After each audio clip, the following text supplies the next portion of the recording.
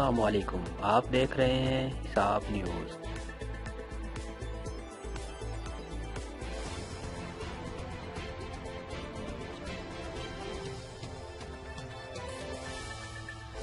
Multan division انتظامیہ کا L P جی کی غیر قانونی ریفلنگ کے خلاف کریک ڈاؤن کا فیصلہ۔ کمشنر ڈاکٹر ارشاد احمد نے ڈپٹی کمشنرز کو مراسلات جاری کر دیا۔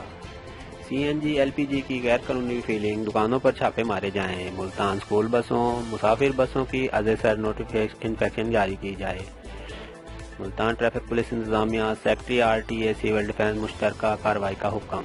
ملتان انسانوں کے تحفظ کے لیے غیر قانونی گیس ریفلنگ سلنڈرز دکانوں کے خلاف کارروائی کا سخت حکم۔